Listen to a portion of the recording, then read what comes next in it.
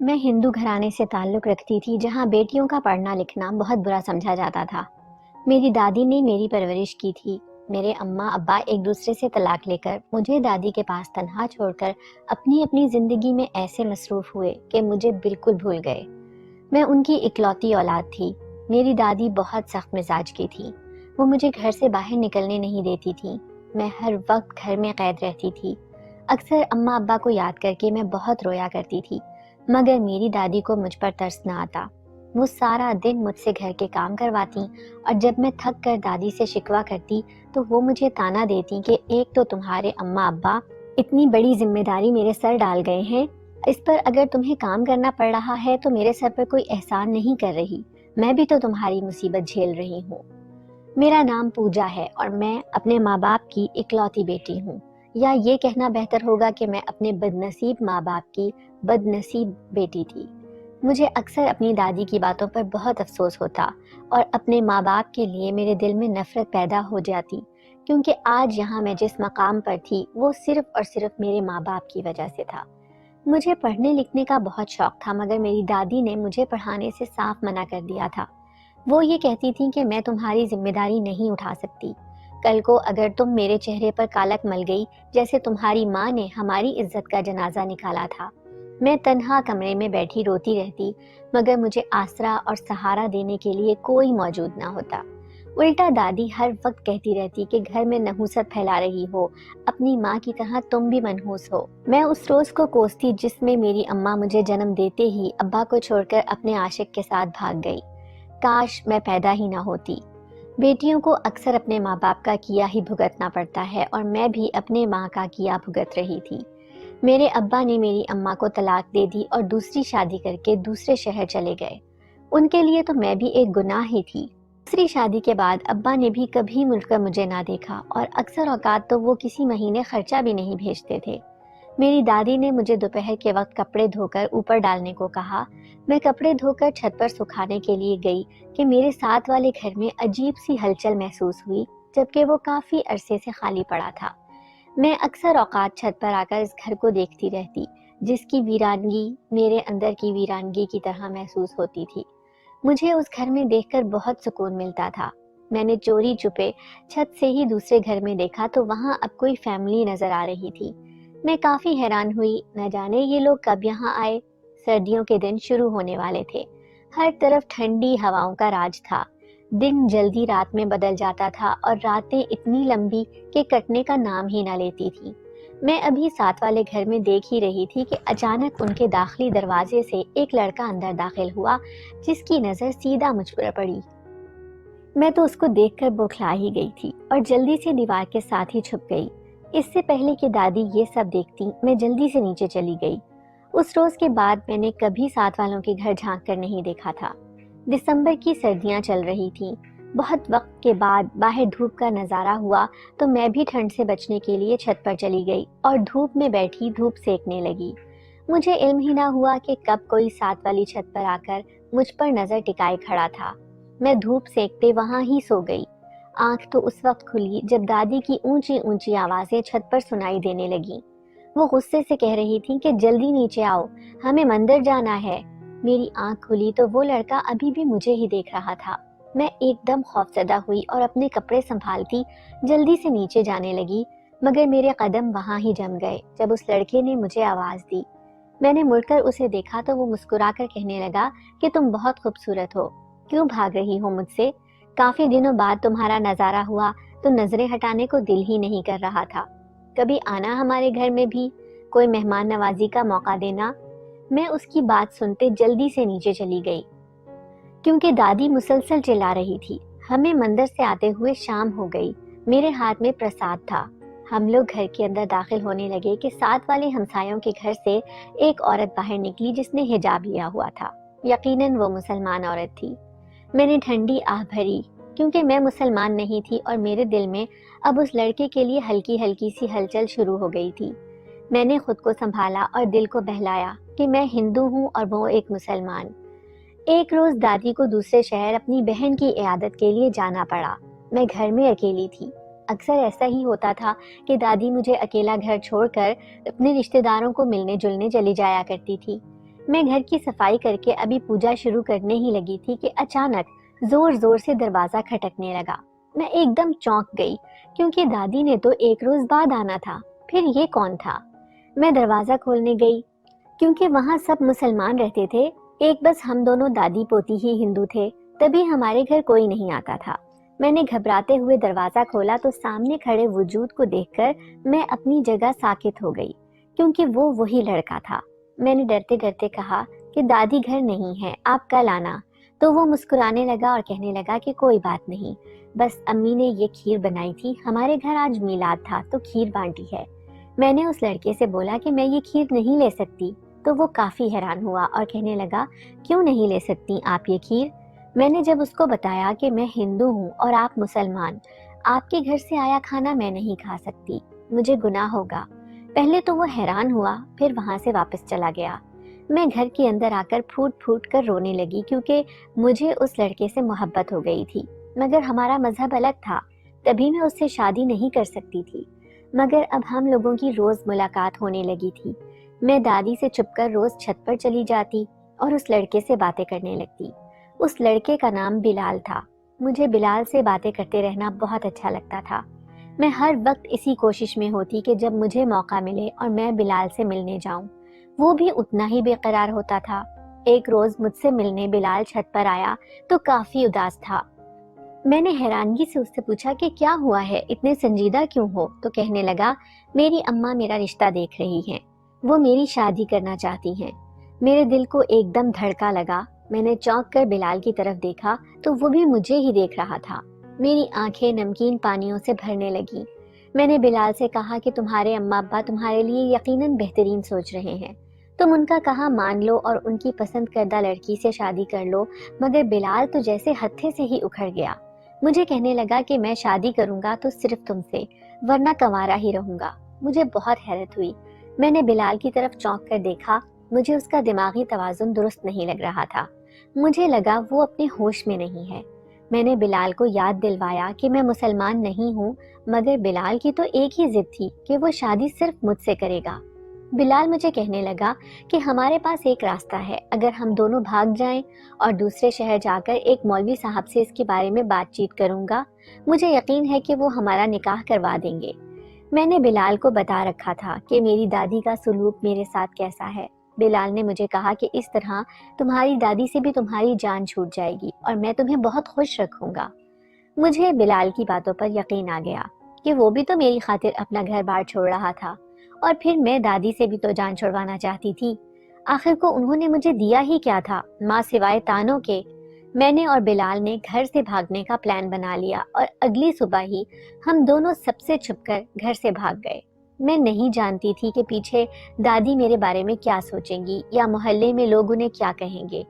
بلال مجھے ٹرین میں لے کر بیٹھا۔ میں پہلی مرتبہ ٹرین کا سفر کر رہی تھی اور میں بہت گھبرائی ہوئی تھی، کچھ گھر سے بھاگنے کی پریشانی تو کچھ انجان شہر کا سفر۔ ٹرین میں ایسے محسوس ہو رہا تھا جیسے ہر شخص مجھے اور بلال کو ہی دیکھ رہا ہے، جیسے وہ سب جانتے ہوں کہ ہم دونوں گھر سے بھاگ کر شادی کر رہے ہیں۔ ہم شہر کے قریب پہنچ چکے تھے۔ ایک اسٹیشن پر ٹرین رکی تو بلال کچھ کھانے پینے کی چیزیں لینے کے لیے اتر گیا اور مجھے کہا کہ یہاں سے کہیں مت جانا، میں کچھ ہی وقت میں واپس آ جاؤں گا۔ میں بھی تسلی سے وہاں بیٹھی رہی کہ اچانک وہاں ایک عجیب و غریب سی عورت آئی جس نے کالے رنگ کا چولا پہنا ہوا تھا اور اس کے گلے میں نہ جانے موٹے موٹے دانوں کی کتنی ہی رنگ برنگی مالائیں تھیں۔ وہ میرے پاس آئی اور میرے سامنے والی کرسی پر بیٹھ گئی۔ وہ مسلسل مجھے گھور رہی تھی۔ مجھے اس کے گھورنے سے الجھن محسوس ہونے لگی، مگر میں نے اسے نظر انداز کیا، لیکن اس کی بات نے میرے پیروں تلے سے زمین کھینچ لی جب اچانک وہ بولی کہ جس پر تو بھروسہ کر رہی ہے نا، وہ تجھے برباد کر دے گا، وہ تیرے بھروسے کے قابل نہیں ہے، تجھے کسی کو منہ دکھانے کے قابل بھی نہیں چھوڑے گا، ابھی بھی وقت ہے، بھاگ جا اپنے گھر واپس، بھاگ جا۔ وہ مسلسل یہی لفظ دہرا رہی تھی۔ میں نے حیرت سے اس لڑکی کی طرف دیکھا اور اس سوچ میں پڑ گئی کہ اس کو میرے گھر سے بھاگنے کی خبر کس نے دی۔ اس عورت نے یقیناً مجھے پریشان کر دیا تھا۔ میں گہری سوچ میں چلی گئی اور وہ عورت وہاں سے اٹھ گئی۔ مجھے اندازہ ہی نہ ہوا، ہوش تو اس وقت آئی جب بلال میرے پاس آیا اور کچھ کھانے پینے کی چیزیں میرے سامنے رکھ دیں اور کہنے لگا کہ اس کو کھا لو، ابھی ہمیں بہت سفر کرنا ہے۔ میں نے چونک کر بلال کی طرف دیکھا اور اسے کہا کہ بلال، تم مجھ سے واقعی میں محبت کرتے ہو یا بس مجھے دھوکہ دے رہے ہو؟ وہ مجھے دیکھ کر حیران ہوا اور کہنے لگا کہ یہ سب تمہیں کس نے کہا ہے؟ ایسا کچھ نہیں ہے، کچھ بھی الٹا سوچنے کی ضرورت نہیں، ہم اپنی خوشی سے اس گھر سے بھاگے ہیں اور اپنی خوشی کے لیے ہی یہ سب کر رہے ہیں، تم پریشان نہ ہو، سب ٹھیک ہو جائے گا۔ بلال کی بات نے مجھے کچھ مطمئن کر دیا تھا۔ میں بھی اس عورت کی باتیں ایک نظر انداز کرتی کھانا کھانے لگی۔ اب اگلا اسٹیشن ہمارا تھا۔ اگلے اسٹیشن پر بلال نے مجھے اتارا اور مجھے لیے ایک ہوٹل میں چلا گیا۔ وہ ہوٹل بہت عجیب تھا۔ وہ کوئی بہت پرانی بڑی سی عمارت تھی جس کے کمرے بھی بوسیدہ سے تھے۔ بلال نے کہا کہ اب تو بہت رات ہو چکی ہے، ہم یہاں ایک کمرہ لے کر رہ لیتے ہیں، اگلی صبح ہوتے ہی ہم مسجد چلے جائیں گے۔ میں بھی اس کی بات پر متفق ہو گئی اور ہم نے ایک کمرہ لے لیا، مگر اس رات ہم دونوں سے گناہ ہوا۔ میں اپنے گناہ پر بہت پشیمان تھی، مگر بلال نے مجھے کہا کہ ہم آج ہی نکاح کریں گے۔ میں بھی راضی ہو گئی۔ ہم مسجد میں گئے، وہاں مولوی صاحب نے مجھے کلمہ پڑھایا اور ہمارا نکاح کروا دیا۔ ابھی ہماری شادی کو ایک ہفتہ ہی ہوا تھا کہ بلال نے مجھے کہا، آؤ آج میں تمہیں ایسی جگہ لے کر جاتا ہوں جہاں ہر طرف رونق ہی رونق ہوگی، تمہارا بھی موڈ بدل جائے گا۔ میں بھی خوشی خوشی اس کے ساتھ چلنے لگی۔ ہم سارا دن گزارنے کے بعد اب شام کے وقت اس جگہ پر پہنچے۔ یہ ایک رنگ برنگی عمارت تھی جس کی ہر دیوار، ہر دروازہ دوسری دیوار اور دوسرے دروازے سے مختلف رنگ کا تھا۔ اندر سے موسیقی کی آواز آ رہی تھی۔ میں نے حیرانگی سے بلال کی طرف دیکھا تو وہ کہنے لگا کہ چلو اندر چلتے ہیں۔ وہ مجھے اندر لے گیا جہاں ہر طرف خاموشی کا راج تھا اور کہیں کہیں موسیقی کی آواز آ رہی تھی۔ وہ مجھے ایک عورت کے پاس لے گیا اور کہنے لگا کہ یہ میری بیوی ہے، اس کو کچھ دیر اپنے پاس رکھیں، میں ابھی کھانے کا بندوبست کر کے آتا ہوں۔ وہ عورت مجھے کمرے میں بٹھا کر خود بلال کے ساتھ باہر چلی گئی۔ مجھے حیرت ہوئی کہ بلال نے مجھے یہاں پر کیوں بٹھایا ہے اور گھبراہٹ بھی محسوس ہونے لگی، مگر پھر دل کو سنبھالے میں وہاں ہی بیٹھی رہی۔ منٹ گھنٹوں میں اور گھنٹے پورے دن میں گزر گئے۔ نہ تو بلال نے واپس آنا تھا اور نہ وہ کبھی واپس آیا۔ وہ مجھے چند روپے کے عوض ایک کوٹھے پر بیچ گیا تھا۔ مجھے تو اپنے نصیب کے بدلنے پر حیرانگی بھی نہ ہوئی تھی، مگر کبھی توقع بھی نہیں کی تھی کہ میں ایک گھر سے نکل کر ایک ایسی جگہ آ جاؤں گی۔ مجھے مسلمانوں سے نفرت ہو گئی تھی اور خاص کر محبت کرنے والے لڑکوں سے۔ وہاں بہت سی عورتیں ایسی ہی تھیں جو محبت میں رسوا ہو کر وہاں آئی تھیں۔ بلال نے مجھے جو چوٹ پہنچائی تھی میں وہ ساری زندگی نہیں بھول سکتی تھی۔ مجھے اکثر اپنی دادی کے تانے یاد آتے کہ کاش میں ان تانوں سے بھاگ کر یہاں نہ آتی، مگر یہ میرا نصیب تھا، میں نے اپنا نصیب خود بگاڑا تھا۔ میں دوبارہ سے ہندو ہو گئی اور وہاں کا کوٹھا چلانے لگی۔ میں طوائف تھی اور مجھ سے اس کوٹھے میں بہت رونق بڑھ گئی تھی۔ ہر کوئی میرا دیوانہ بنا پھر رہا تھا۔ پھر ایک روز طوائف کھانے کی بائی دنیا سے چلی گئی، سب نے مل کر مجھے وہاں کی بائی بنا دیا۔ اب میں وہاں کا سارا نظام سنبھالتی تھی۔ مجھے وہاں رہتے اب عادت ہو گئی تھی۔ مجھے کبھی گھر کی یا ماں باپ کی یاد ہی نہ آئی تھی۔ میں نے اپنی قسمت کے ساتھ سمجھوتا کر لیا تھا، مگر میرے دل سے آج بھی مسلمان کی نفرت نہیں نکلی تھی۔ میں ایک ہندو عورت تھی، طوائفوں کا کوٹھا چلاتی۔ ایک دن مسجد کے پاس سے گزر رہی تھی تو مجھے وہاں ایک آدمی کے رونے کی آواز آئی جو رو رو کر دعا کر رہا تھا کہ یا اللہ میری مدد کر، مجھے پیسوں کی ضرورت ہے۔ میں اس آدمی کی طرف دیکھ کر تنزیہ مسکرانے لگی۔ میری ایک سوچ بن چکی تھی کہ میں کسی ایک مسلمان سے بھی بدلہ لے لوں گی تو میرا بدلہ بلال سے پورا ہو جائے گا، مگر میں بھول گئی تھی کہ سب ایک جیسے نہیں ہوتے، پانچوں انگلیاں برابر نہیں ہوتی، اور میں کسی غیر سے بدلہ لے کر بلال سے بدلہ نہیں لے رہی بلکہ کسی انسان پر ظلم کر رہی ہوں۔ جو ظلم میرے ساتھ ہوا میں بھی وہی کرنے جا رہی تھی، مگر میری آنکھوں پر تو پردہ پڑ چکا تھا۔ میں نے اس آدمی کو اپنے پاس بلایا اور اس سے پوچھا کہ تمہارے گھر میں کون کون ہوتا ہے؟ کہنے لگا میرے گھر میں میری بیوی اور میری 2 بیٹیاں ہیں۔ میرے دماغ میں ایک دم ایک منصوبہ تیار ہوا۔ میں نے اس آدمی سے کہا کہ میں تمہیں بہت سے پیسے دوں گی، تم کل رات اپنی بیوی کو میرے پاس لے کر آنا۔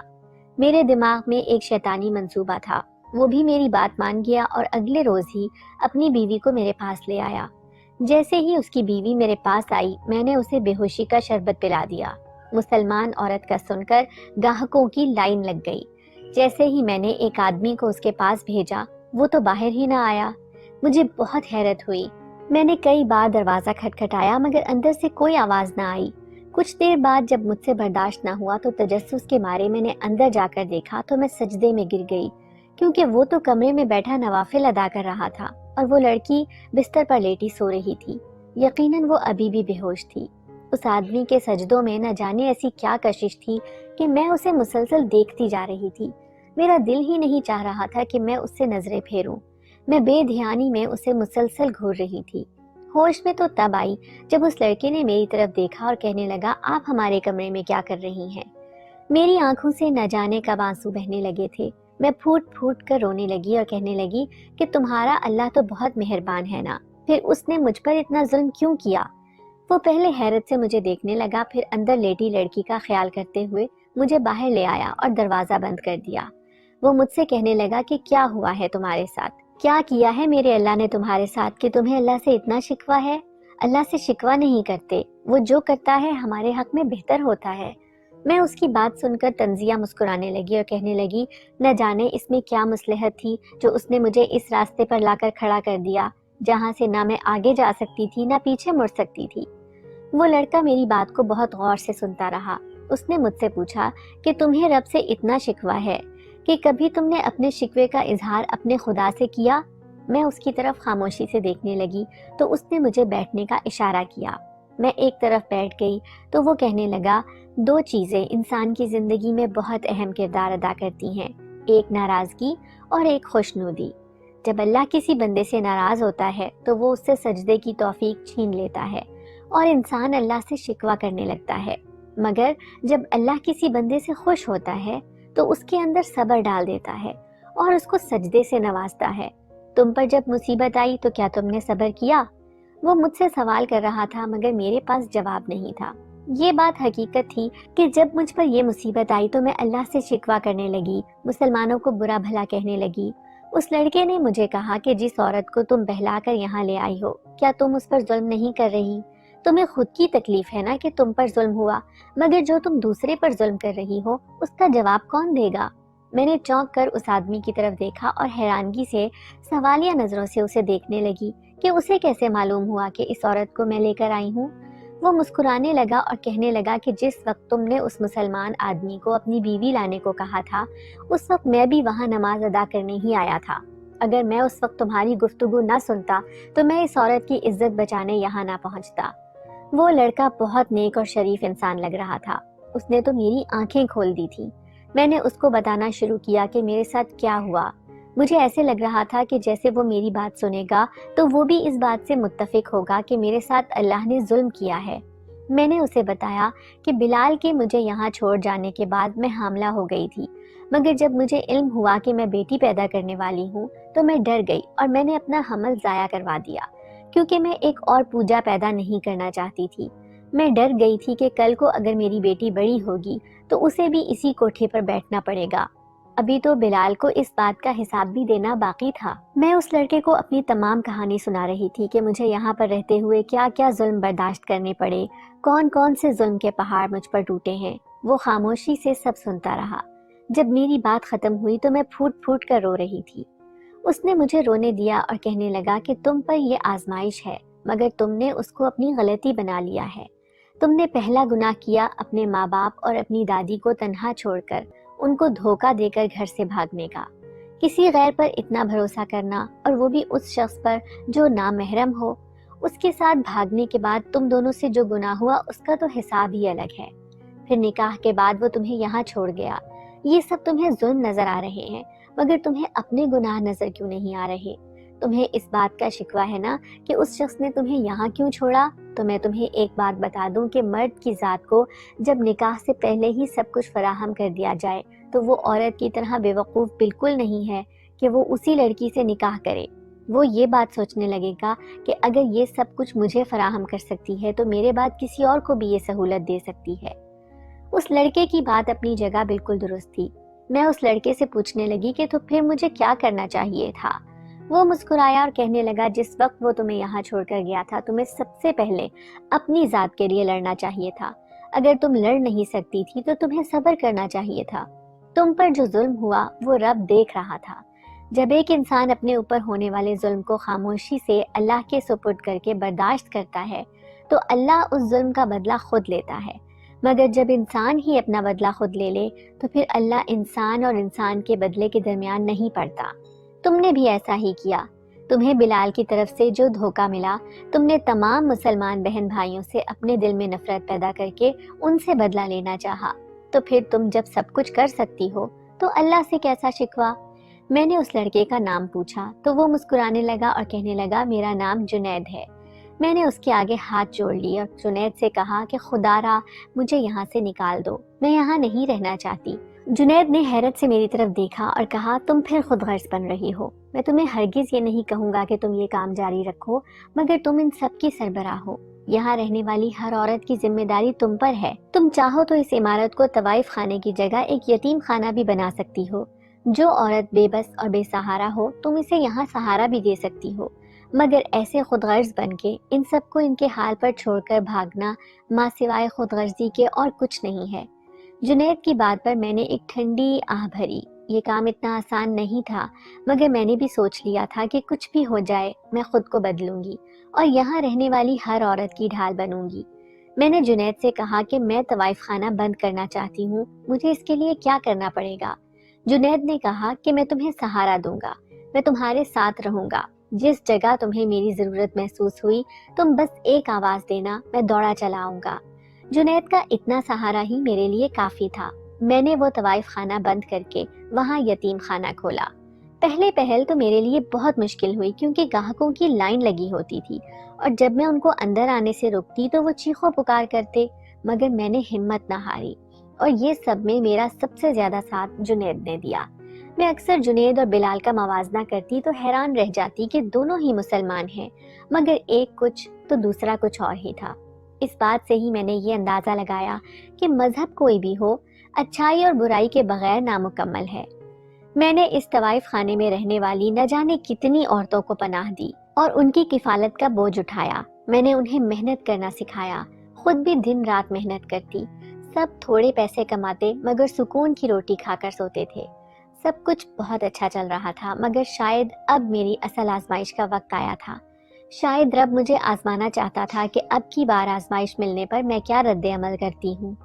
جنید نے جہاں کلمہ پڑھا کر مجھے دوبارہ مسلمان کیا، میں 5 وقت کی نماز پڑھتی اور اب میرا ایمان اتنا پختہ ہو چکا تھا کہ میرے سامنے چٹان بھی آ جاتی تب بھی مجھے اللہ پہ بھروسہ ہوتا کہ اللہ خود اس کو سرکا دے گا اور میرا راستہ آسان بنا دے گا۔ میں نے حجاب کرنا شروع کیا تو لوگوں نے طرح طرح کی باتیں بنانا شروع کر دی، کوئی مجھ پر طنز کرتا تو کوئی مذاق اڑاتا۔ ایک روز جنید گھر پہ آیا تو وہ کافی پریشان لگ رہا تھا۔ میں نے جنید سے پوچھا کہ کیا ہوا ہے، پریشان کیوں ہو؟ تو جنید نے کہا کہ میری اماں میری شادی کروانا چاہتی ہیں۔ میں اس کی بات پر مسکرا دی اور کہا یہ تو اچھی بات ہے، شادی کر لو، یا بوڑھے ہو کر کروانے کا ارادہ رکھتے ہو؟ تو وہ ہنس پڑا اور کہنے لگا میں شادی تو کرنا چاہتا ہوں مگر کسی ضرورت مند عورت سے جس کو میری ضرورت ہو۔ میں تو اس کا ظرف دیکھ کر حیران رہ گئی تھی۔ میں نے کہا اللہ پہ بھروسہ رکھو، وہ سب بہتر کر دے گا۔ اس روز تو جنید چلا گیا، مگر ایک ہفتے بعد ہمارے گھر ایک بوڑھی سی عورت آئی اور ایک بوڑھا سا آدمی بھی اس کے ساتھ تھا۔ مجھے کافی حیرت ہوئی۔ میں دونوں کو اندر لے آئی اور ان سے کہا آپ لوگ یہاں کس کے ساتھ آئے ہیں؟ کیا آپ کے بیٹے نے بھی آپ لوگوں کو گھر سے نکال دیا ہے؟ تو وہ حیرت سے ایک دوسرے کی طرف دیکھنے لگے اور پھر بولے نہیں، ہم جنید کے اماں ابا ہیں اور ہمیں تو یہاں جنید نے ہی بھیجا ہے۔ جنید مجھے پیار سے فاطمہ کہتا تھا۔ جنید کی اماں ابا کہنے لگے کہ ہمیں فاطمہ سے ملنا ہے۔ میں مسکرا دی اور میں نے کہا میں ہی فاطمہ ہوں، کہیے کیا کہنا چاہتے ہیں؟ تو جنید کی اماں کہنے لگی کہ ہم آپ کے اماں ابا سے ملنا چاہتے تھے، مگر جنید نے بتایا کہ اماں ابا آپ کے ساتھ نہیں رہتے، اسی لیے ہم آپ سے ہی آپ کا رشتہ جنید کے لیے مانگنے آئے ہیں۔ جنید کے والدین کی بات سن کر میرے تو رونگٹے کھڑے ہو گئے تھے۔ مجھے اس بات کی نہ تو کوئی امید تھی اور نہ ہی توقع۔ میں نے حیرت سے جنید کے ماں باپ کی طرف دیکھا، وہ مسکرا رہے تھے، کہنے لگے ہمارے بیٹے کی پسند بہت خوبصورت ہے، ہمیں فخر ہے کہ اس نے تم جیسے ہیرے کو پسند کیا۔ میں نے جنید کی اماں سے کہا کہ آپ شاید نہیں جانتی کہ میرا پہلے کیا پیشہ تھا۔ جنید کی اماں کہنے لگی میں سب جانتی ہوں، جنید ہم سے کبھی نہ تو جھوٹ بولتا ہے اور نہ ہی کچھ چھپاتا ہے، اس نے سب حقیقت بتائی ہے، اس کے بعد ہی ہم نے فیصلہ کیا ہے کہ تم ہی ہمارے گھر کی بہو بن سکتی ہو۔ میں یہ شادی نہیں کرنا چاہتی تھی، میں اپنی خاطر جنید کو رسوا نہیں کرنا چاہتی تھی۔ میں نے جنید کے گھر والوں کو انکار کیا، تو اگلے روز ہی جنید میرے پاس چلا آیا اور کہنے لگا کہ کیوں شادی نہیں کرنا چاہتی۔ میں نے اس کو سمجھایا کہ میں آج بھی بلال کے نکاح میں ہوں، مگر حقیقت تو یہ تھی کہ میں جنید کی زندگی میں جا کر اس کے دل سے نہیں اترنا چاہتی تھی۔ آج نہیں تو کل وہ مجھ سے بیزار ہو جاتا۔ میں نے جنید کو دعاؤں میں رخصت کیا اور اس کو اللہ کی قسم دے کر اس بات سے روک لیا کہ وہ پھر کبھی اس بارے میں بات نہیں کرے گا۔ میرا مقصد اب بس خود کے لیے کچھ کر دکھانے کا تھا۔ میں اپنے پیروں پر کھڑا ہونا چاہتی تھی۔ جنید نے کسی اور جگہ شادی تو کر لی، مگر وہ ہر دوسرے روز مجھ سے ملنے آتا اور میرے ساتھ رہنے والی عورتوں کی بہت مدد کرتا ہے۔ غم کے بادل جھڑ چکے تھے، خوشیوں نے اپنے پر پھیلا لیے تھے۔ میں بھی اب ہر وقت اپنے رب کا شکر ادا کرتی تھی، کیونکہ اس رب نے ہی تو مجھے ایک چھوٹے سے گھر سے نکال کر، جہاں میں خود کی ذمہ داری اٹھانے کے قابل بھی نہیں تھی، اس رب نے مجھے یہ مقام دیا تھا، مجھے اس قابل سمجھا تھا کہ میں آج اتنی عورتوں کی ذمہ داری اٹھا رہی تھی۔ میں دوبارہ دادی کے پاس نہیں گئی۔ میں جانتی تھی میرے لیے وہاں کل بھی کچھ نہیں تھا اور آج بھی کچھ نہیں ہے۔